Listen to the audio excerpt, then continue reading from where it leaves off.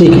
اچھا ان page open کر لیے, میں فائل میں جاتا ہوں. فائل میں جانے کے بعد آپ نے نیو کے اوپر جانا ہے, اور نیو کے اوپر جانے کے بعد یہاں پہ پہلے میں آپ کو چیزیں سمجھا دیتا ہوں, اس کے بعد ہم اس کی سائز کی ایڈجسٹمنٹ کرتے ہیں. لیکن یہاں پہ پیپر سائز A4 ہے, لیکن جو یہاں پہ جو یونٹ آ رہی ہے نا یہ ملی میٹرس میں آ رہی ہے. اب بجائے سے میں آپ کو یہ کہوں یار آپ پہلے جائیں اور انچز کو ملی میٹر میں کنورٹ کریں, ایسا ہم کچھ نہیں کریں گے. میں آپ کو یہاں پہ سب سیٹنگ سمجھاتا ہوں, اور ہم اس کو نارمل A4 سے اوپن کر کے بعد میں اس کا سائز ایڈجسٹمنٹ کرتے ہیں اس کی یونٹ انچز میں کرنے کے بعد. بجائے سے ہم اس کو کنورژن کے چکر میں پھنسے, وہ نہیں پھنسیں گے. یہاں سے آپ A4 سائز لے سکتے ہیں, فی الحال ہم نہیں لے رہے, سائز لے سکتے ہیں. پورٹریٹ کا مطلب ہوتا ہے آپ کو پتا ہوگا لمبائی میں. لینڈسکیپ کا مطلب ہوتا ہے کہ پیج لیٹا ہوا, مطلب چوڑائی زیادہ اور ہائٹ کم. اس کا پیجز کتنے لینے یہ تو ہم آٹومیٹکلی جیسے کام کرتے جاتے ہیں, آٹومیٹکلی پیجز اس کے اندر ایڈ ہوتے جاتے ہیں. اب ہم نے کہا کہ لیفٹ رائٹ سینٹر کا ہم نے 0.75 انچز کا مارجن چھوڑنا, تو یہ ہم بعد میں سیٹ کرتے ہیں. ابھی کیونکہ ملی میٹرس میں تو کنورژن میں پرابلم ہوگی. اور دوسرا دیکھیں رائٹ ٹو لیفٹ اور لیفٹ ٹو رائٹ. اگر ہم کیونکہ اردو کی کتاب کا کام کر رہے ہیں تو ہم نے ہمیشہ جو ڈائریکشن رکھنی ہے وہ رائٹ ٹو لیفٹ رکھنی ہے, کیونکہ انگلش میں ہم زیادہ تر اردو کا ہی کرتے ہیں تو لیفٹ ٹو لیفٹ ڈائریکشن رہتی ہے. لیکن اگر آپ نے کہا کہ یار نہیں بعض وقت ہم انگلش کا بھی کرتے ہیں لوگ, پھر آپ right to left left to right رکھیں گے اگر انگلش کا کام کر رہے ہیں تو. لیکن کیونکہ ہم اردو کا کر رہے ہیں تو ڈیفالٹ سیٹنگ بالکل ٹھیک ہے. اس کے بعد کالمس. اب کیونکہ ہم ایک کتاب جو ٹائپ کر رہے ہیں اس میں کالمس کی ضرورت نہیں ہے. اگر ہم کوئی میگزین وغیرہ ٹائپ کرتے ہیں تو وہاں ہمیں کالمس کی ضرورت پڑتی ہے. یا بعض اوقات لوگ کیا کرتے ہیں کہ اگر جیسے آپ نے کہا تھا کہ لینڈسکیپ میں کر لوں تاکہ دونوں پیجز لوگ آمنے سامنے کرتے ہیں, تو اس میں کیا ہوتا ہے پھر وہ 2 کالمس بنا لیتے ہیں. تو ہم نے کیونکہ ایک ہی کتاب بنانی ہے, سنگل پیج ہوگا, اس میں ہمیں کالمس کی ضرورت نہیں ہے, اور نہ ہمیں کوئی میگزین بنانا ہے جس کی وجہ سے ہمیں کالمس کی ضرورت ہو, تو ہم ایک کالم ہی رہنے دیں گے جو ڈیفالٹ ہے. اس کے بعد ایک گٹر ہوتا ہے.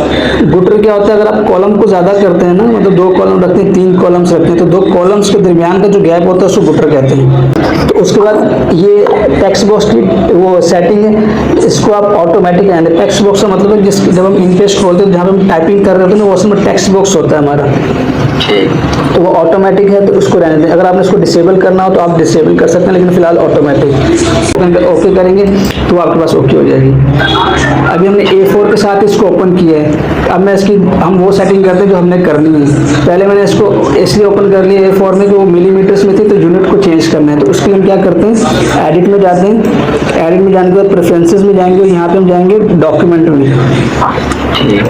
ڈاکیومنٹ میں جانے کے بعد یہاں پہ آپ کو سیٹنگس ملتی ہیں ملی میٹرس میں, تو یہاں سے آپ نے اس کو انچز میں کرنا ہے. انچز میں کرنے کے بعد اوکے کر دیں گے. اب ہم فارمیٹ میں جائیں گے اور یہاں سے ڈاکیومنٹ میں جائیں گے, تو اب دیکھیں ہمارے پاس انچز میں یونٹ آ رہی ہے. اب ہم اپنا وہ فائل کا سائز دیکھ لیتے ہیں ہمیں کتنا رکھنا ہے. ہم نے رکھنا ہے 7.5x10. تو 7.5 جو ہے وہ اس کی ویڈتھ ہوگی 7.5, اور جو 10 ہے یہ اس کی ہائٹ ہوگی 10 رکھ دیا.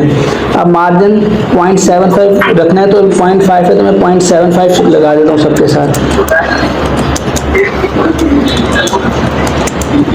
ٹھیک ہے, اور اس کو پورٹریٹ رہنے دیں گے تو اس کو میں اوکے کر دیتا ہوں. یہ میری جو بک کی سیٹنگ ہے یہ ہو گئی ہے. اب پہلا کام کیا کرنا ہے, اس کو فائل میں جاتے ہیں سیو کر لیتے ہیں. تو میں ڈیسک ٹاپ کے اوپر جا کے بک ٹیمپلیٹ 24 کر کے اس کو سیو کر لیا ڈیسک ٹاپ کے اوپر. تو پہلا آپ نے یہ کرنا ہے کہ بک جب آپ نے بنائی تو اس کو سیو کر لیں گے. ٹھیک ہے, یہ ہمارا جو کورس کا جو پہلا اسٹیپ تھا کہ ہم نے کیا کیا ہے, ہم نے جو پیپر کا سائز تھا اس کو صحیح طرح سے انتخاب کر لیا. ڈیٹیل